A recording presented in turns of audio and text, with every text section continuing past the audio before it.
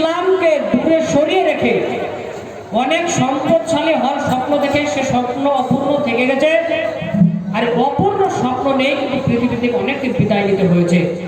আমরা যে জায়গাতে বসে আছি, হতে পারে আপনার মতো বড় নেতা, আপনার মতো বড় বক্তা, আপনার মতো বড় মোড়ল, এই ধরনের অনেক জ্ঞানী গুণী মানুষ ছিলেন, তারা কবে মরে গিয়েছেন। হতে পারে আমাদের প্রত্যেকটা মানুষের নিচে পৃথিবীর সৃষ্টি থেকে আজ পর্যন্ত যদি হিসাব করা যায়, অনেক মানুষের কবরের উপরে আমরা প্রত্যেকে বসে আছি, এটা হতে পারে। সেই হিসেবে ইসলাম যেহেতু জন্মসূত্রে কোনো পরিশ্রম না করে পেয়ে গেছি, সেই হিসেবে এটাকে আজ থেকেই 100% মেনে চলার চিন্তা ভাবনা আপনাকে আজ করতেই হবে। এতদিন ইসলাম না মেনেও মুসলিম নাম নিয়ে বেঁচে থাকতে পেরেছেন, ভারত ভূখণ্ডে এই সুযোগটা আর বেশি দিন থাকবে না। তাই আমি একটা আয়াত সূরা হাদীদের 16 নম্বর আয়াত আমি আপনাদের সামনে পাঠ করেছি। এই আয়াত আল্লাহ রাব্বুল আলামিন একটা প্রশ্ন করেছেন, সেই প্রশ্নটাকে নিয়ে আজ আলোচনা করে আমার আলোচনা শেষ হবে। প্রশ্নটা হলো, আলাম ইয়ানি লিল্লাযিনা আমানু আন তাখশা কুলুবুহুম, তাদের জন্য কি সেই সময় এখনো আসেনি যে আল্লাহকে স্মরণ করতে গিয়ে বিনয়ী হবে, নরম হবে, বিগলিত হবে? প্রশ্ন। ওমা নাযালা মিনাল হক, এবং যে সত্য আল্লাহ রাব্বুল আলামিন অবতীর্ণ করেছেন, মানে মিনাল ওয়াদি ওয়াল ওয়াঈদ, অর্থাৎ জান্নাতের পুরস্কার এবং জাহান্নামের শাস্তি, এই ধরনের বর্ণনা সম্বলিত যে কোরআন অবতীর্ণ আল্লাহ রাব্বুল আলামিন করেছেন, তাহলে আল্লাহর স্মরণে এবং কোরআনে বর্ণিত যে বিভিন্ন বিষয়, সেই সমস্ত বিষয়কে স্মরণ করবে আর আল্লাহকে যারা মেনেছে তাদের দিলগুলো বিনয়ী হবে, এই রকম সময় কি তাদের কোনো আসেনি? প্রশ্ন। ওয়ালা ইয়াকুনু কাল্লাযিনা উতুল কিতাবা মিন ক্বাবলু, এবং তাদের জন্য কি এই সময় আসেনি, সেই সময় যে সময়ে তারা তাদের পূর্বে যাদেরকে ধর্মগ্রন্থ দেওয়া হয়েছিল তাদের মতো তারা হবে না? যাদেরকে পূর্বে ধর্মগ্রন্থ দেওয়া হয়েছিল তাদের মতো যেন এই উম্মতে মুহাম্মদী না হয়, তাদের মতো আমরা হব না, এইরকম সিদ্ধান্ত গ্রহণের সময় কি এখন আসেনি? এই যে প্রশ্নটা আল্লাহ রাব্বুল আলামিন করেছেন, সেই প্রশ্নের সাথে সাথে ফাতালা আলাইহিমুল আমাদ, ধর্মগ্রন্থ লাভ করাটা তাদের জন্য যখন একটা ইতিহাস ধীরে ধীরে ধীরে দূর হতে যায়, তাদের নবী এসেছিল, নবী তাদেরকে ধর্মগ্রন্থ শিখিয়েছিলেন। অর্থাৎ এখানে ইহুদি এবং খ্রিস্টানদের সম্পর্কে বলা হয়েছে। ইহুদি এবং খ্রিস্টানদেরকে আমরা যখন নবী মুহাম্মদ সাল্লাল্লাহু আলাইহি সাল্লামের উম্মত, এইভাবে ইহুদি এবং খ্রিস্টান যাকে একটাকে বলা হয় যে অভিশপ্ত, আর একটাকে বলছে পথভ্রষ্ট সম্প্রদায়, এই সম্প্রদায়কে নবী দেওয়া হয়েছিল, তাদেরকে ধর্মগ্রন্থ দেওয়া হয়েছিল, কিন্তু ধর্মগ্রন্থ যেটা বলেছে এবং তাদের নবী তাদেরকে যা শিখিয়েছিল, এই সমস্ত জিনিসকে তারা মেনে চলত না। ফাকাসাত কুলুবুহুম, তারা ধর্ম থেকে ধীরে ধীরে সরে যেতে যেতে ফাকাসাত কুলুবুহুম, তাদের অন্তরগুলো কঠিন হয়ে যায়, ইয়ানি আবসাত মিনাল ঈমান, তাদের ঈমানগুলো, তাদের দিলগুলো ঈমান শূন্য হয়ে যায়। ওয়া কাসীরুম মিনহুম ফাসিকুন, আর এর ফলে তাদের অধিকাংশ ছিল পাপী, পাপ কাজে লিপ্ত ছিল। তো এখানে আল্লাহ রাব্বুল আলামিন যে প্রশ্নটা করেছেন, আর 2021 ফেব্রুয়ারি মাসের 13 তারিখে আমরা এই প্রশ্নটাকে আবার করেছি যে আলাম ইয়ানি লিল্লাযিনা আমানু আন তাখশা কুলুবুহুম লিযিকরিল্লাহ, যে সমস্ত মানুষ আল্লাহকে বিশ্বাস করে তাদের জন্য কি সেই সময় এখনো আসেনি যে সময় তাদের অন্তরগুলি বিনয়ী হবে, বিগলিত হবে? প্রশ্নটার উত্তর আমি দিয়ে দিই। বিশ্বাস করেন, যারা ভারতবর্ষের মাটিতে মুসলমান আমরা এখনো আছি, সে নামে থাকি, জন্মসূত্রে থাকি, সার্টিফিকেটে থাকি, ওবিসি হিসেবে থাকি, যে রূপে থাকেন না কেন, আমরা যারা ভারতবর্ষের মাটিতে আছি, দিন খুব বেশি দূরে কিন্তু নয়। পৃথিবীর বিভিন্ন দেশে বিভিন্ন ধরনের গবেষণা আপনাকে আমাকে নিয়ে হচ্ছে। আন্তর্জাতিক খ্যাতি সম্পন্ন যারা গবেষক, তারা ভারতীয় মুসলমানদের অনেক প্রেডিকশন করেছেন এবং প্রত্যেকটা জিনিস পদে পদে অক্ষরে অক্ষরে সঠিক হচ্ছে। তাই যে প্রশ্নটা আমি করেছি যে আল্লাহকে যারা বিশ্বাস করে তাদের জন্য সেই সময় এসেছে যে সময় আল্লাহ রাব্বুল আলামিনকে স্মরণ করতে গিয়ে মুসলিমদের দিলটা আজই বিনয় হওয়া দরকার, বিগলিত হওয়া দরকার। কারণটা কি? এই কথাটা আমি আপনাকে কেন বলছি? আজ এমন কি হলো যে আজ এই 2021-এর 13 ফেব্রুয়ারিতে আপনার সময়টা খুবই জটিল কেন? জটিল কেন এটা বলার জন্য আপনাকে আরো কয়েকটা আয়াতের সাহায্যে বোঝানোর চেষ্টা করব। জেনে রাখবেন, পৃথিবীতে যত নবী বা রাসূল এসেছিলেন প্রত্যেকের উপরে বিভিন্ন ধরনের অত্যাচার এসেছিল। শিক্ষক আব্দুল্লাহ আমাদের সভাপতি সাহেব এখানে আছেন, আপনারা ইতিপূর্বে শুনে থাকবেন যত ধরনের অত্যাচার হয়েছে। সমস্ত অত্যাচারকে উপেক্ষা করে সেই নবী এবং সেই নবীর সাহাবারা তার দেশে থাকতে পেরেছিলেন, ধৈর্য ধারণ করাটা যথেষ্ট হয়েছে। কিন্তু একটা জিনিস যখন হয়েছিল, তারপরে একজন নবীও তার ভূখণ্ডে থাকতে পারেননি। সেটা হলো সেই দেশের মুসলিম বা সেই নবী বা রাসূলের আমলে সেই যুগে জালিম শাসক যখন আইন প্রণয়নটাকে মুসলিম বিরোধী করে তুলেছিল। আইন প্রণয়নটাকে যখনই কোনো নবীর আমলে মুসলিম বিরোধী করে তোলা হয়েছিল, সেই যুগে সেই সময়ে সেই রাসূল হোক, নবী হোক, ইসলামী সংস্কারক হোক, যুগ সংস্কারক হোক, যখন তার বিরুদ্ধে আইন প্রণয়ন করা হয়েছে তখন সেই ভূখণ্ডের মুসলিমরা আর বেশি দিন টিকতে পারেননি। তাদেরকে হয় জেলে যেতে হয়েছে, অথবা সেলে যেতে হয়েছে, অথবা আধুনিক যুগে ফাঁসি হয়েছে, নবীদের যুগে তাদেরকে হিজরত করতে হয়েছে।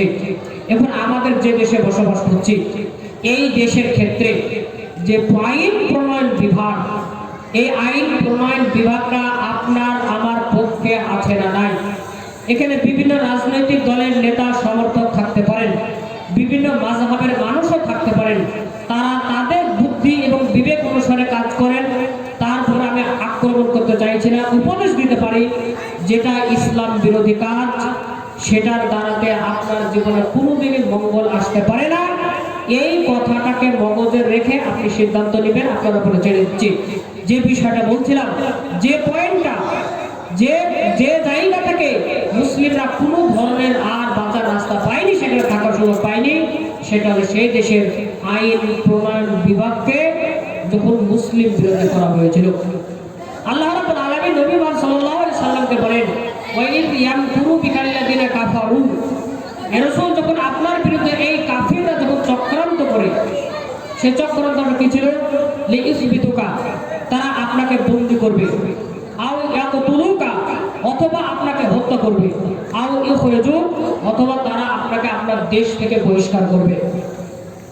এই তিনটি আইন, যেটা এই তিনটি নীতি, যে রেজিস্ট্রেশন, আসলে দারুন নাদওয়া, আইয়ামে জাহিলিয়াত যুগ যেটাকে আমরা বলি, নবী মুহাম্মদ সাল্লাল্লাহু আলাইহি সাল্লাম যে যুগে এসেছিলেন, সেই যুগে যারা কাফির ছিল, যারা বাতিল ছিল, তাদের দেশ পরিচালনা করার একটা নীতি নির্ধারণ কেন্দ্র ছিল। আমাদের দেশে যেটাকে আমরা সংসদ ভবন বা পার্লামেন্ট বলি, সেইটাকে তারা দারুন নাদওয়া বলতো। নবী মুহাম্মদ সাল্লাল্লাহু আলাইহি সাল্লাম যখন মানুষকে সমতার দিকে ডাকেন, ন্যায় বিচারের দিকে ডাকেন, নারী অধিকারের দিকে ডাকেন, তখন সাধারণ উপেক্ষিত, বঞ্চিত, অত্যাচারিত মানুষ যখন দলে দলে ইসলামের দিকে আসে, তখন সেই যুগের কাফেররা তাদের উপর বিভিন্ন ধরনের অবরোধ জারি করে, তাদের উপর অত্যাচার করে, কাউকে বেঁধে হত্যা করে, সব ধরনের অত্যাচার করেও যখন আবু জেহেল এবং তার সঙ্গপঙ্গরা ইসলামের গতিপথকে থামাতে পারেনি, সর্বশেষ ভয়াবহ পদক্ষেপ হলো আবু জেহেল প্ল্যান করে যে নবী মুহাম্মদ মুস্তাফা সাল্লাল্লাহু আলাইহি সাল্লাম যেভাবে ইসলামের বাণী প্রচার করছে, তাতে ইসলাম যদি প্রতিটা মানুষের কাছে সহজে পৌঁছে যায়, তাহলে আমাদের নেতৃত্ব, কর্তৃত্ব, দাদাগিরি কিছু চলবে না।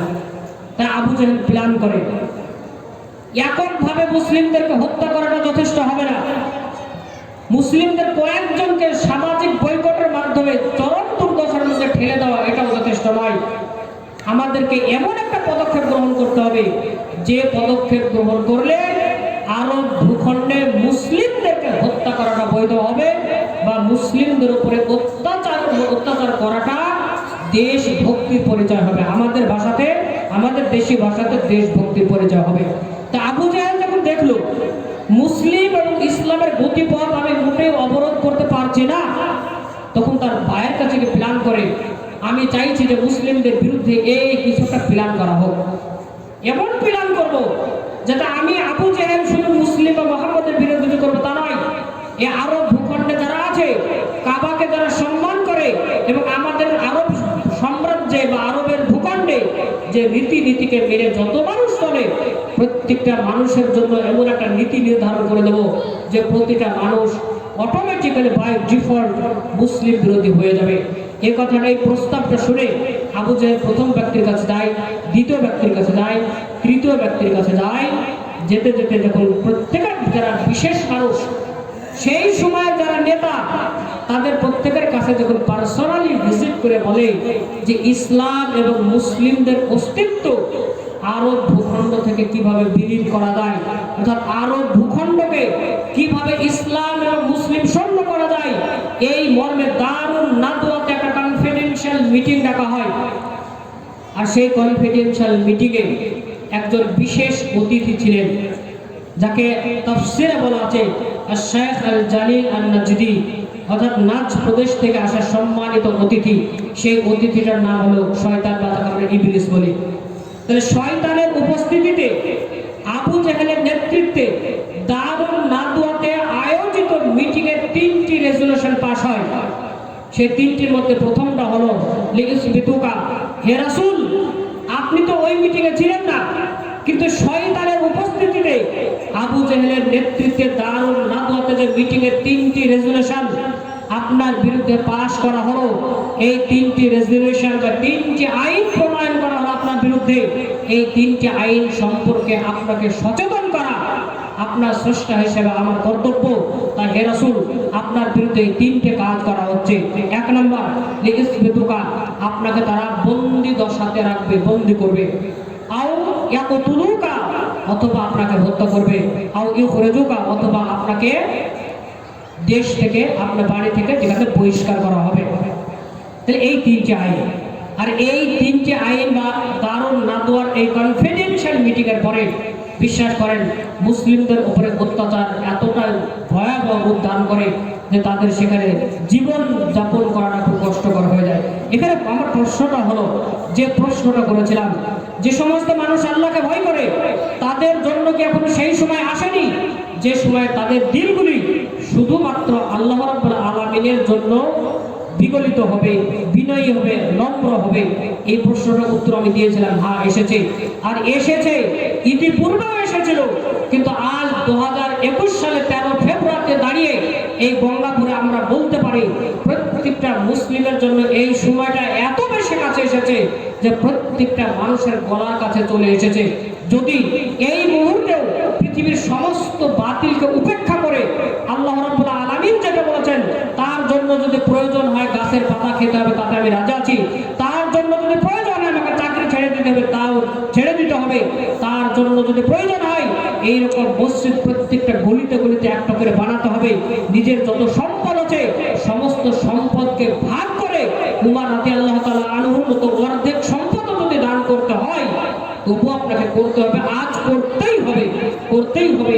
এই কথাটা বোঝানোর জন্য আপনাকে একটা জিনিস বলছিলাম যে মুর্শিদাবাদের মানুষ একটা ইউনিভার্সিটি পায়নি, ইউনিভার্সিটি থেকে বঞ্চিত হয়ে জীবনযাপন করা যায়।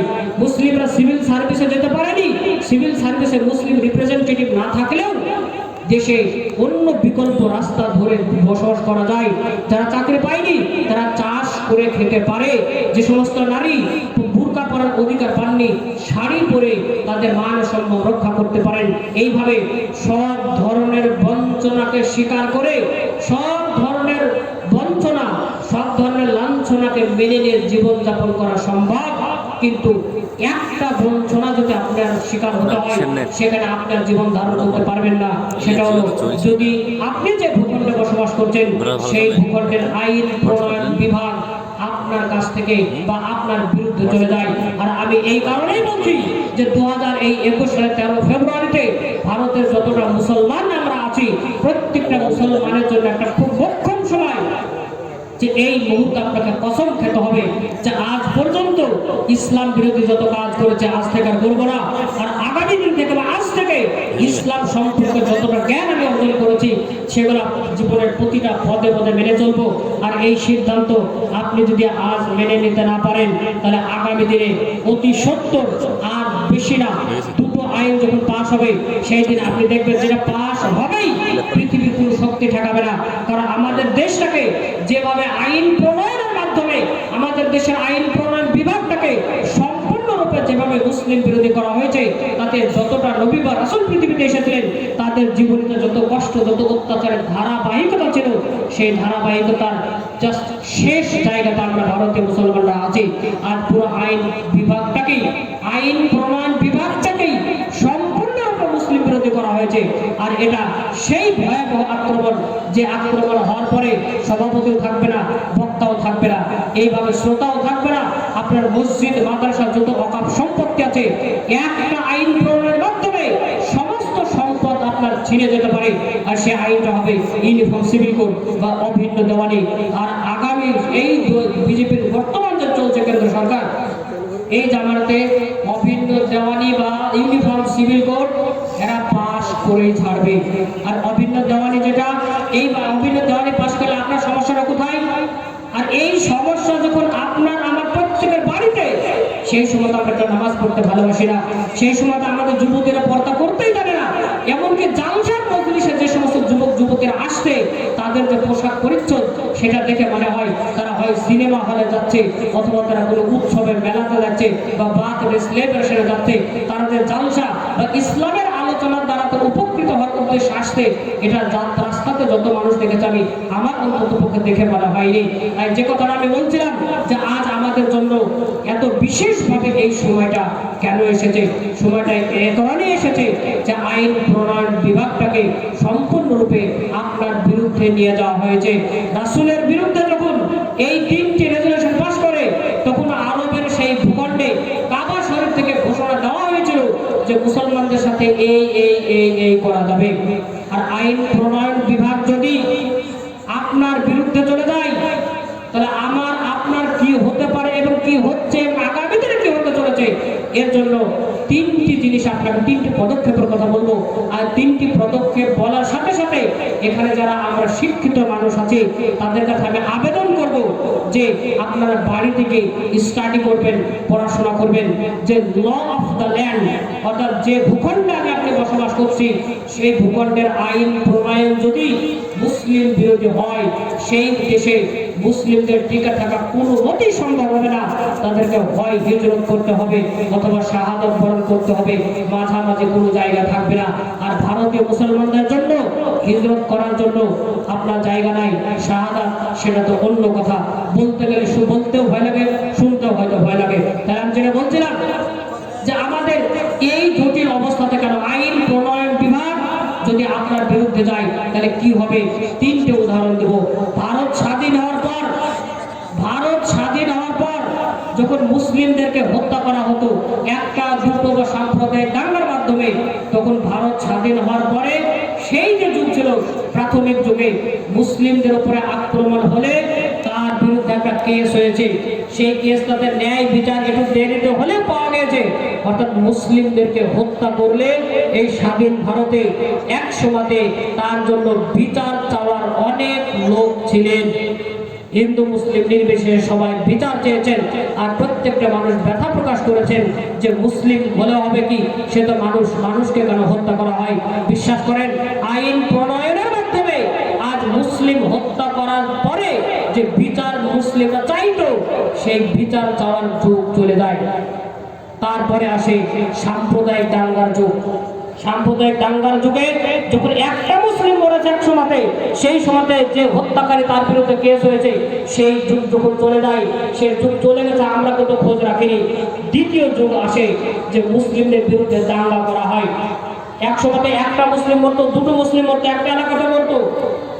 তারপরে যখন দাঙ্গার মাধ্যমে 100, 200, 500, কয়েক হাজার মুসলমানকে হত্যা করা শুরু হয়, আমাদের চোখের সামনে যখন গুজরাট হয়েছে, দিল্লি হলো, এই সমস্ত দাঙ্গাগুলো যখন হয়, তখন অন্য ধর্ম বর্ণের মানুষ বা 85% মানুষ যারা হত্যা করে তাদেরকে চিনতে পেরেছে, কে হত্যা করলো সমস্ত ভিডিও রেকর্ডিং হয়েছে। কিন্তু দ্বিতীয় স্তরে দেখা গেছে যে মুসলিমদেরকে যারা হত্যা করেছে তাদের পক্ষে বা তাদের বিপক্ষে কেস ফাইল করার লোক খুঁজে পাওয়া যায়নি। এবং যারা নিহত হয়েছে, যারা আক্রান্ত, তারা এই সাহস পর্যন্ত করতে পারেনি যে হত্যা করেছে তার বিরুদ্ধে কেস করবে। অর্থাৎ মুসলিম হত্যা হয়েছে কিন্তু তার জন্য বিচার চাওয়ার কোনো মানুষ থাকেনি। সেই যুগটা আমরা কিন্তু পার হয়ে গেছি। তৃতীয় যুগ হলো মুসলিমকে যে যত বেশি হত্যা করতে পারবে রাজনৈতিকভাবে সে তত বেশি সফল হবে। এই যুগে আমরা এখন বসবাস করছি। আর পরবর্তীটা হলো টোটাল এক্সটারমিনেশন, সম্পূর্ণরূপে নির্মূল করে দেওয়া, ধ্বংস করা, যেটা আগামী দিনে যেদিন ইউনিফর্ম সিভিল কোড পাস হবে সেই দিন চতুর্থ পদক্ষেপে শুরু হবে। আর যে তৃতীয় পদক্ষেপটা বলছিলাম যে মুসলিমদেরকে যে বেশি যত হত্যা করবে, একসময় হত্যা করা হয়েছে, বিচার চাওয়া গেছে। তৃতীয় স্তরে যখন হত্যা করা হয় বিচার চাওয়ার লোক পাওয়া যায়নি। তৃতীয় স্তরে মুসলিমকে যে যত বেশি হত্যা করতে পারবে সে রাজনৈতিকভাবে তত বেশি সফল হবে। আপনাকে কয়েকটা উদাহরণ দেবো। আর এই উদাহরণটা বলতে গেলেও যেমন একটা সমস্যা, এটা শোনা হয়তো খুব একটা সুবিধাজনক নয়, তবু এটা বলতে হবে এ কারণেই সত্যকে আর কতদিন দাবিয়ে রেখে আমরা মুসলিম হিসেবে আমরা যাবো একদিকে, ইসলাম যাবে অন্যদিকে। আর এই জিনিসগুলো আপনাদের সামনে বড় উদ্দেশ্যটা হলো ওই প্রশ্নটা যে মুসলিমদের জন্য এত কিছু পৃথিবীতে ঘটছে, যে ইসলামের কারণে আপনি চাকরি থেকে বঞ্চিত, যে ইসলামপন্থী হওয়ার কারণে আপনি 80 লক্ষ মানুষ দ্বারা তারা একটা ইউনিভার্সিটি পায়নি, যে মুসলিম হওয়ার কারণে আপনাকে জয় শ্রীরাম বলে হত্যা করা হচ্ছে, যে মুসলিম হওয়ার কারণে আপনাকে হিজাব পরে পরীক্ষাতে বসতে দেওয়া হয় না, যে ইসলামের জন্য আপনি এত কিছু ত্যাগ করেছি, সেই ইসলামকে মেনে নিয়ে আখিরাত এবং দুনিয়া উভয় জীবনকে আমরা কেন ধন্য করছি না? এটা একটা খুব আপত্তিকর প্রশ্ন এবং খুব গুরুত্বপূর্ণ প্রশ্ন। আর এই প্রশ্নটা আমরা করতে বাধ্য হচ্ছে কারণে আইন প্রণয়ন বিভাগটাকে মুসলিম বিরোধী করার ফলে আজ আমরা কোথায় দাঁড়িয়ে আছি আর এরপরে আমরা কোথায় যেতে চলেছি। আর এই যতটা কথা বলছি প্রত্যেকটা কথার পিছনে হাদিসে কোরআনে অসংখ্য দলিল আছে, কিন্তু সেই দলিলগুলোর ভাষাটা আর আজকের দিনের ভাষাটা একটু চেঞ্জ হয়েছে। যাকে আবু জেহেল বলি আমরা, সে আবু জেহেল সেই সময় কাফির বা মুশরিক হিসেবে পরিচিত, যাকে রাসূলের যুগে আবু জেহেল বলা হতো। আবু জেহেল নামটা শুনলে আমরা ঘৃণা করি, সে যে ইসলামের দুশমন এটা আমরা বুঝতে পারি, কিন্তু সেই আবু জেহেলের একই কাজ যে করছে, তার নাম কারো প্রধানমন্ত্রী, তার কারো নাম স্বরাষ্ট্রমন্ত্রী হয়ে গেছে, সেই সে আজ শ্রদ্ধার পাত্র হয়েছে। বন্ধুগণ, পার্থক্য শুধু এইটাই যে তার নাম হলো আবু জেহেল, হাদিস ও কোরআন এবং তাফসীরে ইতিহাসে তাকে আবু জেহেল লেখা আছে। আর আবু জেহেল মানে সত্যের দুশমন, রাসূলের দুশমন। কিন্তু সে আবু জেহেলের যে কাজটা আজকে 2021 সালে করছে, তার নাম যদি মুখ্যমন্ত্রী হয়ে গেছে, তার নাম যদি স্বরাষ্ট্রমন্ত্রী হয়ে যায়, তার নাম যদি প্রধানমন্ত্রী হয়ে যায়, সে আমাদের কাছে শ্রদ্ধা এবং আদরের পাত্র হয়ে যায়। পার্থক্য শুধু এইটুকু। তাহলে আজকের দিনে যত ঘটনা প্রবাহ, প্রতিটা ঘটনা প্রবাহের পক্ষে হাদিস ও কোরআনে একাধিক দলিল আছে। যে জিনিসটা বলছিলাম তৃতীয় স্টেজে সেটা হলো যে যত বেশি মুসলিম হত্যা করবে রাজনৈতিকভাবে সে তত তাড়াতাড়ি সফল হবে। আজ যেটা আমাদের কেন্দ্র সরকার যারা চালাচ্ছে, যে পার্টি, সবাই যার নাম বলতে চাইছি না, সেই পার্টিতে নরেন্দ্র মোদীর যে অনেক ভালো ভালো শিক্ষিত ভালো প্রাইম মিনিস্টারিয়াল ক্যান্ডিডেট আছে, প্রধানমন্ত্রী হওয়ার যোগ্যতা রাখেন এমন অনেক মানুষ বিজেপিতে আছে, কিন্তু গুজরাট এবং গুজরার মতো নৃশংস হত্যার ঘটনা অন্য কোনো বিজেপির নেতা করতে পারেনি। শুধু এ কারণে সে প্রাইম মিনিস্টারিয়াল ক্যান্ডিডেট হতে পারেনি। আগামী দিনে আমাদের ভারতবর্ষে প্রধানমন্ত্রী হওয়ার জন্য একটাই মাত্র অপ্রতিদ্বন্দ্বী ক্যান্ডিডেট, সেটা হলো যোগী আদিত্যনাথ। কারণ অন্যান্য নেতারা মুসলিমদের বিরুদ্ধে শুধু বলেছে তা নয়, এত যোগী আদিত্যনাথ মুসলিমদের বিরুদ্ধে বলতে বলতে সে এই পর্যন্ত বলেছে যে মুসলিম মহিলা যারা মারা গিয়েছে তাদেরকে কবর থেকে তুলে ধর্ষণ পর্যন্ত করতে হবে। তাহলে এই কথাগুলো আমি কেন বলছি? এই কথাগুলো আমি এ কারণেই বলছি যে আমরা এখন তৃতীয় স্টেজে আছি।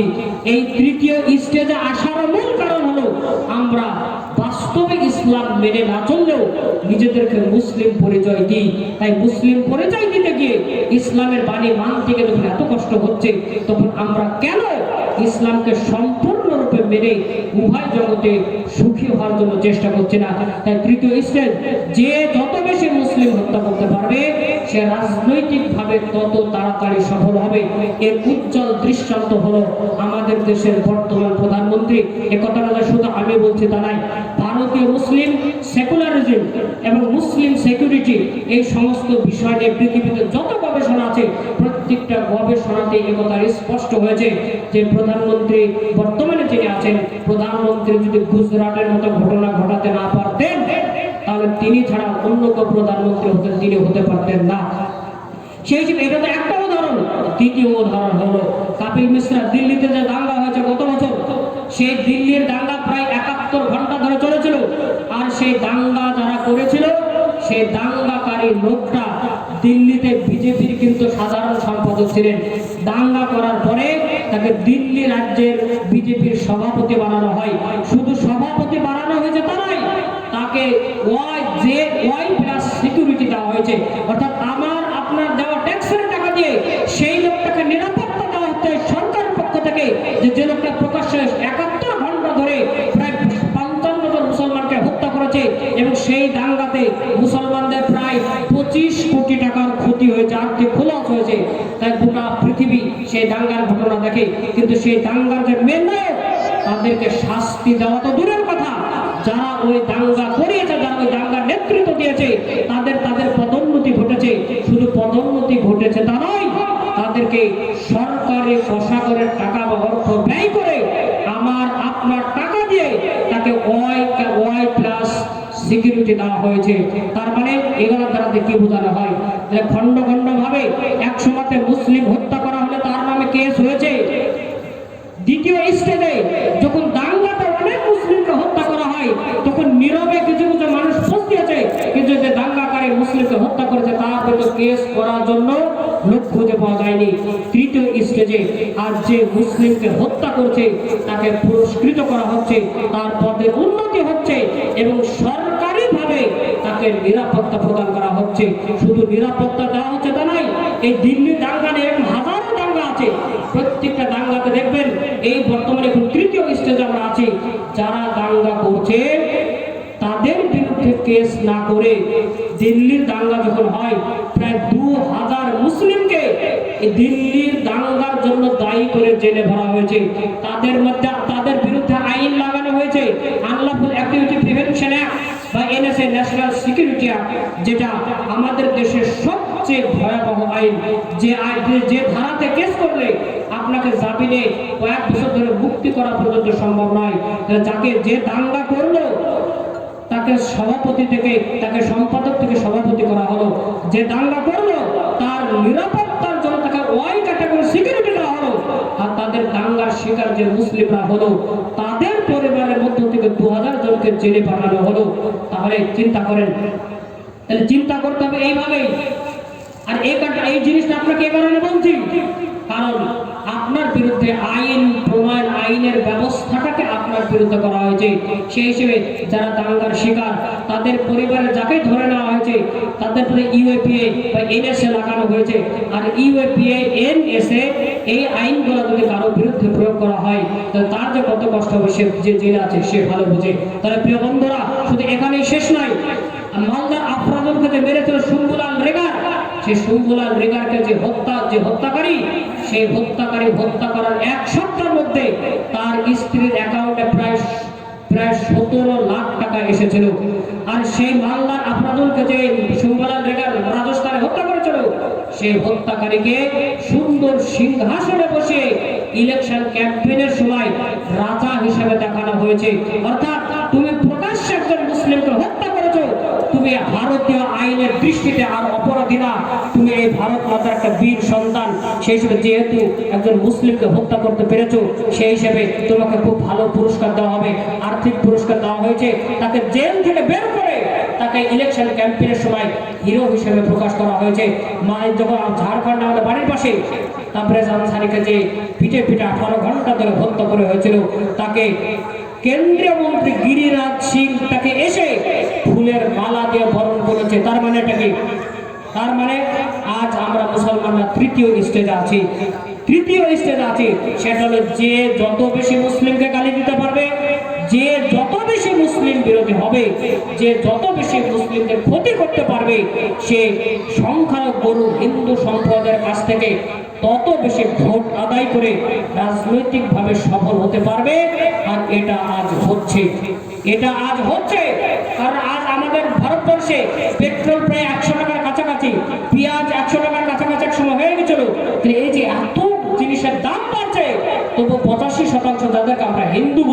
সে হিন্দু সম্প্রদায় এই সমস্ত নীতির বিরুদ্ধে কেন যাচ্ছে না? একটা জিনিস, প্রত্যেকটা মানুষের মগজে এই বিষ ঢুকে দেওয়া হয়েছে যে যে যত বেশি মুসলিম বিরোধী হবে সে তত বেশি দেশভক্ত হবে। তাহলে আমরা আজ এই জায়গাতে আছি। সেই হিসেবে একটা মুসলিমকে যদি হত্যা করা হয়, যে যাকে হত্যা করা হয়েছে তার পরিবারের মানুষকে দেশ বিরোধী আইন লাগিয়ে ধারাতে জেলে ভরা হচ্ছে। পৃথিবীতে আপনার পক্ষে কথা বলার আর কেউ বাকি নাই। আগামী স্টেজটা হলো এই স্টেজে এখন আমরা আছি, এই স্টেজে আছি আমরা। আর এই স্টেজে পশ্চিম বাংলাতে সবচেয়ে 2021-এর নির্বাচনের সময় সবচেয়ে ভয়াবহ দৃশ্য যে জেলাটা দেখবে সেটার নাম হলো মুর্শিদাবাদ। এটা আপনাকে কাল্পনিকভাবে বলছি না। 2017-2018 সালের এপ্রিল মাসের 20 তারিখে আপনাদের বহরমপুরে কেন্দ্রীয় মন্ত্রী গিরিরাজ সিং এসেছিলেন। আর গিরিরাজ সিং এসে তিনি যে কথাটা বলেছিলেন সমস্ত পত্রিকার প্রথম পেজে চেপেছিল, সেটা হলো মুর্শিদাবাদে অসংখ্য প্রায় 2 লক্ষ বাংলাদেশে ঢুকে বসে আছে। আমরা যখন পশ্চিম বাংলায় ক্ষমতায় আসবো তখন আসামের মতো মুর্শিদাবাদ থেকে বাংলাদেশিদেরকে একটা একটা করে বিদেশে দাঁড়াবো। এটা কেন্দ্রীয় মন্ত্রী গিরিরাজ সিং আপনাদের বহরমপুরে এসে মিটিং করে এই কথাটা বলেছিলেন। সমস্ত খবরের কাগজ এটা ছাপা হয়েছে। তাহলে এই কথাটা আমি কোন প্রসঙ্গে বলছি? প্রসঙ্গটা হলো 3 নম্বর স্টেজ আমরা মুসলমান 3 নম্বর জায়গাতে আছি। চতুর্থটা হলো টোটাল এক্সটারমিনেশন, সম্পূর্ণ নির্মূল করার যে চক্রান্ত। এই কথাগুলো শুনে বিশ্বাস হবে না। 2016 সালে আসামে গিয়ে যখন এনআরসির কথা বলতাম একজনও বিশ্বাস করেনি। 2019-এ যখন 19 লক্ষ মানুষ বাদ পড়ে দেয় তখন তারা এখন ফোন করে যে আমাদের এই কেসটা সুপ্রিম কোর্টে যাওয়া যায় কিনা। আমি বলেছিলাম হ্যাঁ অবশ্যই যাওয়া যায়, যান। নাগরিকত্ব কেন্দ্রিক কোনো কেস সুপ্রিম কোর্টে যদি একবার 5 মিনিটের শুনানি করতে চান তার জন্য উকিল খরচ কম করে 5 লক্ষ টাকা দিতে হবে। 5 লক্ষ টাকা দিতে হবে। আর এই দিন খুবই দ্বার প্রান্তে অমিত শাহজি এই আমাদের পশ্চিমবাংলাতে কিছুদিন আগে বলে গেলেন যে কোভিড-19-এর ভ্যাকসিন দেওয়া যখন পূর্ণ হবে তখন আমরা সিটিজেনশিপ অ্যামেন্ডমেন্ট অ্যাক্ট লাগু শুরু করব। সেটার অর্থটা কি? সেটার অর্থটা কাশ্মীর থেকে 370 হেঁটে দেওয়া এবং আসামে এনআরসি সম্পূর্ণ হয়ে যাওয়া। এই দুটো জিনিসকে আমেরিকার একজন বিখ্যাত গবেষক, পৃথিবীতে সবচেয়ে বড় গবেষক, যিনি পৃথিবীতে যত গণহত্যা হয়েছে সমস্ত গণহত্যা নিয়ে গবেষণা করে এই গত বছরে একটা আর্টিকেল তিনি ছেপেছেন। সেই আর্টিকেলটার শিরোনাম হলো যে ভারতে গণতন্ত্রকে ব্যবহার করে মুসলিম নিধনের সমস্ত প্ল্যান সম্পূর্ণ হয়ে গেছে। আর যতগুলো প্ল্যান আছে 10 নম্বর প্ল্যান হলো ডেনিয়াল। ডেনিয়াল মানে হত্যা করার পরে সম্পূর্ণরূপে অস্বীকার করা। যারা হত্যা করছে, দাঙ্গা করছে, পৃথিবীর সবাই দেখতে পাচ্ছে। তারপরে আনসারের যে পুলিশের রিপোর্ট ছিল সেই রিপোর্টে কি লেখা ছিল? প্রত্যেকটা জিনিস আমাদের মনে রাখা উচিত, কারণ আমরা শ্রেষ্ঠ জাতি শুধুমাত্র কথাতে না, আমাদের বুদ্ধিমত্তা, আমাদের গবেষণা, আমাদের অ্যানালাইসিস প্রসেস সমস্ত জিনিসই কিন্তু প্রমাণ করতে হবে আমরা শ্রেষ্ঠ। তারপরে আনসারের যে পোস্টমর্টম রিপোর্ট ছিল তাতে লেখা ছিল তারপরে আনসারি হার্ট অ্যাটাকে মারা গিয়েছে। যারা দাঙ্গা করছে তাদেরকে কিছু বলা হচ্ছে না, আর যারা দাঙ্গার শিকার তাদের নামে কেস হচ্ছে। এইটা কি?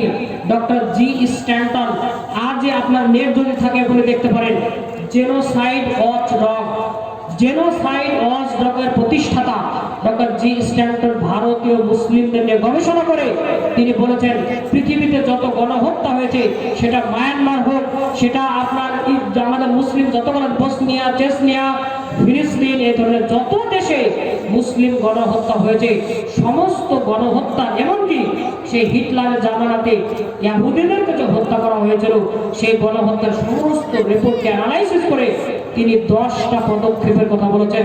এই 10টা পদক্ষেপ গণহত্যার পূর্বে ঘটে থাকে, আর এই 10টা পদক্ষেপের যখন সবটাই হয়ে যায় সেই দেশে সেই জাতিকে কোনো মতে রক্ষা করা যায় না। আর ডক্টর জি স্ট্যান্টনের ভাষাতে ভারতবর্ষের মুসলিম নিধনের যত প্ল্যান সমস্ত প্ল্যান সম্পূর্ণ হয়ে গেছে। সর্বশেষ প্ল্যান যেটা যে মুসলিমদেরকে টোটাল এক্সটারমিনেশন সম্পূর্ণ নির্মূল করা, সেটা কাশ্মীর থেকে 370 হেঁটে দেওয়া এবং আসামে এনআরসি শুরু হওয়া, এই দুটোর মাধ্যমে তিনি প্রমাণ করেছেন ভারতে 2025-এর কাছাকাছি গলিতে গলিতে মুসলিম বিরোধী দাঙ্গা হবে। এটা পৃথিবীর সমস্ত গবেষকরা স্বীকার করেছে। তাই এই যে কাহিনীগুলো, এই কাহিনীগুলো ফ্যাক্ট। 2014 সালে নিউ ইয়র্ক টাইমে একটা আর্টিকেল ছাপা হয়েছিল এডিটর সম্পাদকীয়তে। সেই পেপারটা এখনো নেটে আপনি দেখতে পারেন। সেটা হলো deadly alliance against the Muslim, মুসলিমদের বিরুদ্ধে ধ্বংসাত্মক মহাজোট। এই মহাজোটে 3টি মানুষ ছিলেন, আং সান সুকি, নরেন্দ্র মোদী, শ্রীলঙ্কার রাষ্ট্রপ্রধান। আর এই চুক্তিটার নাম ছিল হিন্দু বৌদ্ধ পিস জোন। আর হিন্দু বৌদ্ধ পিস জোন, এই চুক্তির অর্থ ছিল ভারত, মায়ানমার, শ্রীলঙ্কা এই 3টি দেশ মিলে হিন্দু এবং বৌদ্ধরা সম্মিলিতভাবে এমন একটা পরিমণ্ডল জোন তৈরি করব যেখানে অশান্তি বলে কিছু থাকবে না। আর 2014 সালে আমেরিকার সমস্ত পেপারে হিন্দু বৌদ্ধ পিস জোন এই চুক্তির তীব্র নিন্দা করা হয়েছিল। শুধুমাত্র আমরা মুসলিম, আমরা সুযোগটা পাইনি সেই জিনিসটা ভাবার। আর এই যে ভাবনাটা বিরোধিতা করে যারা করেছিলেন তারা এটা স্পষ্ট বলেছিলেন যে মায়ানমার থেকে মুসলিম প্রায় নিশ্চিহ্ন হতে চলেছে। এই কথাটা কবে বলেছিলেন? নিউ ইয়র্ক টাইম 2014 সালের জুন কি জুলাই মাসে আর্টিকেলটা আপনি এখন নেটে দেখবেন, আছে, আর্কাইভ আছে। নিউ ইয়র্ক টাইম আমেরিকাতে দৈনিক ইংলিশ পেপার, সেখানে স্পষ্টভাবে লেখা হয়েছিল। অর্থাৎ 2014 সালে প্ল্যান করা হবে, 3টি মানুষ প্ল্যান করে যে মায়ানমার, ভারত এবং শ্রীলঙ্কা এই 3টি দেশকে মুসলিম শূন্য করতে হবে। 2014 সালে প্ল্যান হয়। আর 2017 সালে মায়ানমার থেকে মুসলিমরা নির্মূলে কিভাবে ধ্বংস হয়েছে আমরা প্রত্যেকেই জানি। তা এই মায়ানমারে মুসলিম নিধনযোগ্য যেদিন শেষ হয়, কিছুদিন পরে শ্রীলঙ্কাতে একটা ব্লাস্ট হয়। আর সেই ব্লাস্টের জন্য মুসলিমদেরকে দায়ী করা হয়, কিন্তু সেখানকার রাষ্ট্রপতি বলে না, এটা মুসলিমদের কাজ না, এটা অন্য ধর্মের মানুষ করেছে। কিন্তু সেই হিসাবে এই ঘটনাটা মিটে যায়। কিন্তু জানেন শ্রীলঙ্কাতে যে ব্লাস্ট হয়েছিল, সেই ব্লাস্ট হওয়ার পরে একটা জিনিস কিন্তু মিটেনি, সেটা হলো সেখানে শ্রীলঙ্কার যত বৌদ্ধ ভিক্ষু ছিল তারা অনশনে বসেছিল, সরকারের কাছে এই দাবি রেখেছিল মায়ানমারের প্রশাসনকে যতক্ষণ পর্যন্ত না মুসলিম শূন্য না করা হবে ততক্ষণ পর্যন্ত আমরা অনশন ভঙ্গ করব না। আর মায়ানমার সরকার সেই সময় এটা মেনে নিয়েছিল। আর শ্রীলঙ্কাতে এই ঘটনা ঘটে যাওয়ার পরে ভারতে 370 কাশ্মীর থেকে হাঁটে, তারপরে আসামে এনআরসি হয়। আর গোটা দেশে এনআরসি চালু করার জন্য সিটিজেনশিপ অ্যামেন্ডমেন্ট অ্যাক্ট পাস হয়ে যায়। তাহলে 2014 সালে যে প্ল্যান হচ্ছে, 17 সালে একটা দেশ মুসলিম মুক্ত হচ্ছে, তারপরে শ্রীলঙ্কাতে ঝামেলা শুরু হচ্ছে, আর ভারতবর্ষে এনআরসি 370 হঠাৎ করে ঘটে যাচ্ছে। বিশ্বাস করেন একটাও জিনিস কিন্তু হঠাৎ করে ঘটে যাওয়া জিনিস না। দেখুন এই সমস্ত ঘটনাগুলো আপনাকে বলছে আমি এ কারণেই, আল্লাহ রাব্বুল আলামিন যে প্রশ্নটা করেছেন যে আলাম ইয়ানি লিল্লাযিনা আমানু তাখশা কুলুবুহুম লিযিকরিল্লাহ, যে সমস্ত মানুষ আল্লাহকে বিশ্বাস করে তাদের জন্য কি সেই সময় এখনো আসেনি যে সময় তাদের দিলগুলো আল্লাহর জন্য বিনয়ী হবে, কেঁপে উঠবে? উত্তরটা দিয়েছিলেন হ্যাঁ বন্ধু, সেই সময়টা আমাদের এসেছে। এতদিন বেনামাজে ছিলেন, তবু আব্দুল সাত্তার হিসেবে দেশে থাকার অধিকার পেয়েছেন। এতদিন আপনি বেনামাজে ছিলেন, পর্দাহীনা ছিলেন, তবু আপনি এদেশে নার্গিস বেগম হেনাতল নামে এদেশে থাকার সুযোগ পেয়েছিলেন। কিন্তু আজ আপনি মুসলিম শুধু নামে মাত্র, আর নামে মুসলিম হওয়ার ফলে ইসলামের কোনো জ্ঞান আপনার মধ্যে না থাকার কারণে আজ আপনি চাকরি হারিয়েছেন, শিক্ষাতে পিছিয়ে গেছেন, নিরাপত্তা শূন্য হয়ে গেছে। একজন নির্দোষ মানুষকে যদি ধরে নিয়ে যাওয়া হয় তাহলে সে দোষ করেছে কি করেনি এটা না দেখে সে কোন ধর্মের মানুষ এইটা দেখে তার উপরে ধারা দিয়ে কেস বকে চক্কে ভরা হয়। আপনাদের এই মুর্শিদাবাদের ডোমপুরে দুটো ব্লক থেকে প্রায় 1200 জন মুসলিমের বিরুদ্ধে পানি কেসে তাদেরকে জেলে ভরা হয়েছে। আর এই 1200 জনের মধ্যে 10 জনও কিন্তু কোনো ধরনের মাদক দ্রব্যের সঙ্গে যুক্ত এবং ব্যবসার সঙ্গে যুক্ত নয়। তার মানে মুসলিম হওয়ার কারণে আপনি জেলে 60%, মুসলিম হওয়ার কারণে আপনি শিক্ষাতে এত পিছিয়ে, মুসলিম দাঁড়িয়ে রাখার কারণে আপনি হয়েছেন চাচা, আর আপনার সবচেয়ে বর্তমান নামটা হয়েছে আপনি হয় সন্ত্রাসী অথবা দেশ বিরোধী। আপনার জন্য এই দুটো ছাড়া তৃতীয় শব্দ রাখা হয়নি। তাহলে শুধুমাত্র ইসলামের কারণে, আপনি মুসলিম হওয়ার কারণে যখন আপনাকে সব জায়গায় এই ধরনের বহুমুখী সমস্যার সম্মুখীন হতে হচ্ছে, এখন প্রশ্নটা হলো এইটা, এর পরেও কি আপনি সংশোধিত হবেন না? এর পরেও কি আপনি এইটার জন্যই কি অপেক্ষা করছেন যে যেদিন ইউনিফর্ম সিভিল কোড পাস হওয়ার ফলে এই দেশে ধর্ম বলতে গেলে শুধুমাত্র হিন্দু ধর্ম হবে, আর ভারতবর্ষের মাটিতে ধর্ম পালন অন্য কোনো ধর্ম পালন করার কোনো সুযোগ থাকবে না, সমস্ত ভারতবাসীর জন্য একটাই আইন হবে, একইভাবে বিবাহ করবেন, একইভাবে ইবাদত করবেন, একইভাবে আপনি সব ধর্মাচরণ করবেন, এই আইনটা পাস হলে কোরআন পড়ার সুযোগ থাকবে না, মাইকে আদান দিতে পারবেন না, প্রকাশ্য ধর্ম সভা করা সম্ভব হবে না, যত অকাপ সম্পত্তি আছে 1 ইঞ্চি জমির মালিক মুসলমানরা থাকবে না, যতগুলো মসজিদ আছে প্রত্যেকটা মসজিদের জন্য আপনাকে ট্যাক্স এক্সট্রা দিতেই হবে। এমন একটা দিন আসবে যদি ইউনিফর্ম সিভিল কোড পাস হয়, তাহলে আপনি যে দাঁড়িয়ে রেখেছেন দাঁড়িয়ে উপরও ট্যাক্স লাগবে। এই দিন আর খুব বেশি দূরে নয়, এই দিনটা যেদিন ইউনিফর্ম সিভিল কোড পাস হবে সেই দিন আপনি দেখতে পাবেন। আজ কথাগুলো শুনে হয়তো বিরক্ত হতে পারে যে এই কথাগুলো ইসলামে আছে, হ্যাঁ প্রত্যেকটা কথাই ইসলামে আছে, কিন্তু সেটা আমরা চোখে এ কারণে দেখতে পাই না যে সে হাদিস ও কোরআনে যে মানুষটার নাম লেখা আছে তাকে বলা হয় আবু জেহেল, আর আবু জেহেলের কাজটা আজকের দিনে যে করছে তার নামটা হয়েছে মুখ্যমন্ত্রী বা প্রধানমন্ত্রী বা গৃহমন্ত্রী। তাই হাদিস ও কোরআন পড়ে বর্তমান প্রেক্ষাপটকে বিচার করার মতো রাস্তা আমরা খুঁজে পাই না। তাই প্রিয় বন্ধুগণ, যে প্রশ্নটা করেছিলাম যে সূরা হাদীদের 16 নম্বর আয়াতে যে প্রশ্নটা, যে এত কিছু শুধু ইসলামের উপরে চলার কারণে, ইসলাম আপনি পূর্ণ মাত্রায় মানেন না, আপনি পর্দা করেন না, হাদিস ও কোরআনে কিছুই বোঝেন না, তবুও আপনি নিজেকে মুসলিম জাতি হিসাবে এই দেশে দেখাতে চান, নিজেকে মুসলিম মনে করেন, আর মুসলিম মনে করার শাস্তি হিসাবে শিক্ষা দীক্ষা স্বাস্থ্য ইউনিভার্সিটি চাকরি বাকরি সম্মান আত্মসম্মান সমস্ত কিছু আজ যেতে যেতে যেতে যে দেশ, যে মুর্শিদাবাদ বাংলা বিহার উড়িষ্যার রাজধানী ছিল কেন্দ্রীয় মন্ত্রী গিরিরাজ সিংয়ের ভাষাতে, সেই মুর্শিদাবাদ এখন বাংলাদেশের অনুপ্রবেশকারীদের আড্ডাখানাতে পরিণত হয়েছে। সব কিছু হারিয়ে এখন আমরা সর্বশেষ এই দেশে বেঁচে থাকার অধিকারটাও যে হারাতে চলেছি শুধুমাত্র একটাই কারণে, যে আমরা নিজেদেরকে মুসলিম বলি, এক আল্লাহকে আমরা আল্লাহ হিসাবে মেনে নিয়েছি। তাই ইসলামের কারণে যেহেতু আমরা একের পর এক ভয়াবহ অবস্থার দিকে ঢুকে যাচ্ছি, যে ইসলামের জন্য এত কষ্ট আমি সহ্য করছি, সেই ইসলামকে যদি একবার পূর্ণ মাত্রায় মেনে নিই, পৃথিবীতে বেশি কিছু করতে না পারলেও আখিরাতকে মুক্তি পাবো এই আশাটা তো রাখা যায়। তাহলে আল্লাহ রাব্বুল আলামিন যে প্রশ্নটা করেছেন যে যারা আল্লাহকে বিশ্বাস করে তাদের জন্য কি সেই সময় আসেনি যে সময়ে তাদের দিলগুলি আল্লাহর জন্য বিগলিত হবে? আমি উত্তরটা দিয়েছিলাম হ্যাঁ। আর ভারতীয় মুসলিম যারা, তাদের জন্য এই মুহূর্তে যদি জীবনে 1 সেকেন্ড সময় বাকি থাকে, সেই 1 সেকেন্ড সময় সুবহানাল্লাহ বা আলহামদুলিল্লাহ বলে কাটান।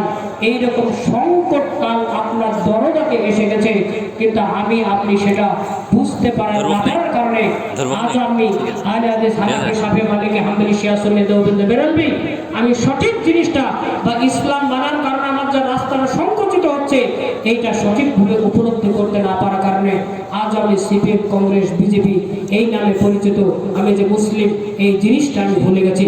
তাই প্রিয় বন্ধুগণ, আল্লাহ রাব্বুল আলামিন ওই আয়াতে আরো একটা জিনিস বলেছেন, ওয়ালা ইয়াকুনু কাল্লাযিনা উতুল কিতাবা মিন ক্বাবলু, এবং মুসলিমরা যেন তাদের মতো না হয় যাদেরকে ইতিপূর্বে ধর্মগ্রন্থে দেওয়া হয়েছিল, ইহুদি এবং খ্রিস্টান। এদের ধর্মগ্রন্থে লেখা ছিল ব্যভিচার করা যায় না, কিন্তু অধিকাংশ মানুষ ব্যভিচারের সঙ্গে লিপ্ত ছিল। তাদের ধর্মগ্রন্থে লেখা ছিল এবং তাদের কাছে প্রেরিত রাসূল তাদেরকে শিক্ষা দিতেন যে সুদ খাওয়া যায় না, তবু তারা সুদের সঙ্গে যুক্ত ছিল। তারা জানতো তাদের ধর্মগ্রন্থে লেখা ছিল মিথ্যা কথা বলা যায় না, তবু তারা মিথ্যা কথা বলতো। তারা জানতো যে নারীদের সঙ্গে কি ব্যবহার করতে হয়। সব কিছু জানার পরেও তারা ধর্মগ্রন্থে যেটা ছিল তার উল্টো আচরণ করত। আর এর ফলে ফাকাসাত কুলুবুহুম, তাদের অন্তর ফাকাসাত কুলুবুহুম মানে ইয়াবিসাত মিনাল ঈমান, তাদের অন্তরগুলো ঈমান শূন্য হয়ে গিয়েছিল। তাদেরকে দেখে আব্দুল সাত্তার আব্দুর রহমান মনে হতো, কিন্তু তাদের দিলটা একবারে ঈমান শূন্য হয়ে গিয়েছিল। তাই প্রিয় বন্ধুগণ, আমি আমার কথা লম্বা না করে করে আমি সারাংশের দিকে আসি। আর 2 মিনিট বলে আমি শেষ করছি। কথাটা ছিল এইটাই, প্রশ্নটা খুবই গুরুত্বপূর্ণ। আজ ভারতবর্ষের মাটিতে মুসলিমদের যে অবস্থা, আসামে মাদ্রাসা বন্ধ হয়েছে। 2020 সালের মার্চ মাসের দিকে সুপ্রিম কোর্টে বিশ্ব হিন্দু পরিষদের পক্ষ থেকে একটা আবেদন করা হয়েছে যে ভারতের মতো মাটিতে রাম রাজ্যে কোরআনের মতো গ্রন্থ নিষিদ্ধ করতে হবে। 2020 সালের মার্চ মাসে বিশ্ব হিন্দু পরিষদের পক্ষ থেকে সুপ্রিম কোর্টে আবেদন করা হয়েছে রাম রাজ্যে কোরআনের মতো গ্রন্থ চলতে দেওয়া যাবে না। বাবরি মসজিদের রায় আপনারা সকলে জানেন। এটা বাবরি মসজিদ একটা তসবির মতো, সেই তসবির প্রথম দানাটা হল বাবরি মসজিদ। আর বাবরি মসজিদের রায়টা যেহেতু উল্টো পথে গিয়েছে, এর মানে ইন্ডিয়াতে archaeological survey department of India যেটা, সেই অনুসারে আরো 700টা মসজিদের একই ভবিষ্যৎ হবে। আরো 700টা মসজিদের ভবিষ্যৎ একই হবে। ধীরে ধীরে হবে, একদিনও হবে না, একদিন হবে না। তাই হয়তো আমরা শুধরাবো না, এটা হয়তো আমরা প্ল্যান করছি। তাহলে বন্ধুগণ, তাহলে আমাদের অবস্থাটা বুঝতে হবে, নাগরিকত্ব হারিয়ে যাওয়ার পথে। আসামে মাদ্রাসা বন্ধ, সুপ্রিম কোর্টের কোরআনকে নিষিদ্ধ করার আবেদন, বিজেপির যে RSS এর একটা শাখা সংগঠন, যাদের পরামর্শে বিজেপি চলে, সেই বিশ্ব হিন্দু পরিষদের পক্ষ থেকে আবেদন সুপ্রিম কোর্টে এখন জমা করা আছে। আমাদের কলকাতা হাইকোর্টেও 1950-এর কাছাকাছি প্রায় 300টা আয়াতের বিরুদ্ধে অভিযোগ আছে। সেই কেস কিন্তু এখন মিটে গেছে, এখন মিটে যায়নি। তাহলে দাড়ি টুপি দেখলে লাদেন বা সন্ত্রাসী। আসামে মাদ্রাসা বন্ধ, পশ্চিম বাংলাতে মাদ্রাসা সেই দিন বন্ধ হয়ে গেছে অফিসিয়ালি। যারা মাদ্রাসাতে আমরা চাকরি করছি তারা সরিয়ে রাখি। পশ্চিম বাংলাতে মাদ্রাসা সেই দিন অফিসিয়ালি প্রায় বন্ধের পথে, যেদিন আলিয়া মাদ্রাসাকে আলিয়া ইউনিভার্সিটি করা হয়েছে। এই কথাটা বুঝতে এখন খুব কষ্ট করা হবে। ধীরে ধীরে যখন আসবে তখন খুব কষ্টের সাথে সেদিন বুঝতে পারবেন। সেই হিসেবে আসামে মাদ্রাসা বন্ধ, অন্য জায়গায় মাদ্রাসা বন্ধ। মসজিদে আজান দিলে কারো ঘুম ভেঙে যাচ্ছে, কোরআনকে নিষিদ্ধ করার জন্য সুপ্রিম কোর্ট আবেদন করা হচ্ছে। 500 বছরের ঐতিহাসিক বাবরি মসজিদকে ভেঙে মন্দির তৈরি করা হচ্ছে, আস্থার উপর ভিত্তি করে সমস্ত ডকুমেন্টকে উপেক্ষা করা হচ্ছে। এইভাবে আজ আমরা ভারতীয় মুসলমান, আজও যদি আমাদের দিনটা এই পরিস্থিতিতেও যদি আল্লাহর জন্য কেঁপে না ওঠে, তাহলে আগামী দিন যখন মায়ানমারের মতো হবে একটা পরিস্থিতি, অথবা দ্বিতীয় শ্রেণীর নাগরিক হিসাবে সব কিছু হারিয়ে যেদিন আপনি কৃতদাসের জীবনযাপন করবেন, সেই দিন আপনার দিনটা কাঁদবে যে কেন যখন স্বাধীন ছিলাম, প্রথম শ্রেণীর নাগরিক ছিলাম, তখন আমি ভারতবর্ষে কেন মসজিদে গিয়ে একবার নামাজ পড়ে আসেনি। সেদিন হয়তো জেলে বসে বসে বা ডিটেনশন সেন্টারে বসে আপনার মনটা চাইবে দেখি একবার কোরআনটা পড়ি, মসজিদের জন্য 10 টাকা দিয়ে আসি, কিন্তু সেদিন আর সুযোগ পাওয়া যাবে না। সেই হিসেবে সার্বিকভাবে ভারতবর্ষের মাটিতে আমরা মুসলিম, সংবিধান আমাদেরকে অধিকার দিয়েছে বেঁচে থাকা। এদেশের সমস্ত মানুষ মুসলিমদের সমস্যা না, 3% উচ্চ বর্ণের ব্রাহ্মণ যারা, তারা এই সমস্যা সৃষ্টি করছে। সেই হিসেবে হিন্দু মানে আমাদের সমস্যা সৃষ্টিকারী কখনোই না, কখনোই না। আমরা এদেশের সমস্ত মানুষ সংবিধান অনুসারে বসবাস করার অধিকার তো রাখি, কিন্তু ভারতীয় মুসলমানদের যত মুসলিম এবং ইসলাম কেন্দ্রিক যত শব্দ আছে, সুনিপুণভাবে 2 ভাগে ভাগ করা হয়ে গেছে। হয় সন্ত্রাসী অথবা দেশ বিরোধী, হয় সন্ত্রাসী অথবা দেশ বিরোধী। ইসলাম এবং মুসলিমদেরকে, মুসলিমদের আইডেন্টিটি কেন্দ্রিক যত শব্দ, যত পরিচয় আছে, সবগুলো দুটো ভাগে ভাগ করা হয়েছে, হয় সন্ত্রাসের চিহ্ন অথবা দেশ বিরোধিতার চিহ্ন। এখন এই মাঝখানে দাঁড়িয়ে আল্লাহর সেই প্রশ্নটাকে আপনি স্মরণ করেন যে আলাম ইয়ানি লিল্লাযিনা আমানু আন তাখশা কুলুবুহুম লিযিকরিল্লাহ। যারা আল্লাহকে বিশ্বাস করে তাদের জন্য, আল্লাহর জন্য তাদের দিলটা কেঁপে যাবে, বিনয়ী হবে। এই সময় কি তাদের আসেনি? তাহলে এত কিছু বলার পরে ওই প্রশ্নটা খুবই প্রাসঙ্গিক মনে হয়। হ্যাঁ, যারা ভারতীয় মুসলমান, সে ছোট লোক হোক, বড় লোক হোক, শিক্ষিত অশিক্ষিত, গঙ্গাপুরের হোক, যেখানে হোক, প্রতিটা মুসলিম নরনারীর সময় এসেছে। আজ থেকে যতটা মানুষ আমরা এখানে এসেছি, বক্তা, শ্রোতা, সভাপতি নির্বিশেষে, আমরা এখান থেকে আজ আসল প্রতিজ্ঞায় আবদ্ধ হই যে যতটা জ্ঞান আমার আছে তার প্রতি আজ থেকে আমি আমল করব। আপনার যতটা জ্ঞান আছে ততটাই আমল করেন, তার বেশি আপনাকে যেতে আমি বলছি না। মিথ্যা কথা বলতে হয়, কোরআনের কোন সূরাতে কোন আয়াতে আছে আমরা কেউ জানি না, কিন্তু মিথ্যা কথা বলা যায় না এটা হাদিস ও কোরআনে কোথায় লেখা আছে সেটা জানি না, কিন্তু মিথ্যা কথা বলা যায় না এই জ্ঞানটা তো আছে, এর প্রতি আমল করেন। 5 বার নামাজ পড়তে হয়, কোরআন এবং হাদিসের কোথায় কোথায় লেখা আছে, কোনো দলিল আপনার মুখস্থ নাই, দরকারও নাই, কিন্তু 5 বার নামাজ পড়তে হয় এই জ্ঞান তো আমার আছে। যারা যুবতী বা মা বোনেরা আছেন আমাদের তত্ত্বাবধানে, তাদেরকে পর্দার অবস্থাতে রাখতে হয়। এই পর্দার কথা কোরআন এবং হাদিসের কোথায় আছে সেটা দলিল আমার জানা নাই, কিন্তু আমার জ্ঞানটা তো আছে যে মা বোনদেরকে পর্দাতে রাখতে হয়। সুদ খাওয়া হারাম, এটা কোরআন হাদিসের কোথায় আছে আমি জানি না, কিন্তু জানা দরকারও নাই, কিন্তু সুদ খেতে হয় না এই জ্ঞান তো আমার আছে। তাই আসুন, প্রেক্ষাপট খুবই জটিল। আজ আমরা যেভাবে ধর্মে আলোচনা করছি, আগামী দিনটা কিন্তু এত সহজ হবে না। তাই আসুন, আল্লাহ রাব্বুল আলামিন আমাদেরকে যেভাবে জীবনযাপন করতে বলেছেন সেইভাবে জীবনযাপন করে পৃথিবীর জীবন এবং আখিরাতের জীবনকে আমরা ধন্য করি। এই বলে আমি আমার বক্তব্য শেষ করছি। বলার মাধ্যমে কোনো ভুল ত্রুটি হলে আল্লাহ যেন আমাদের সকলকে ক্ষমা করেন, যেটা সঠিক সেটার প্রতি আমল করার তৌফিক দান করেন। আর আল্লাহ রাব্বুল আলামিন আমাদেরকে যেন এই দেশে যেভাবে রক্ত দিয়ে দেশকে স্বাধীন করেছি, স্বাধীন নাগরিক হিসেবে, সাংবিধানিক অধিকার হিসাবে ইসলামের উপরে টিকে থেকে যেন আমরা এই পৃথিবী থেকে যেতে পারি, আল্লাহ যেন আমাদেরকে সেই তৌফিক দান করেন। আমিন। আসসালামু আলাইকুম ওয়া রাহমাতুল্লাহি ওয়া বারাকাতুহু।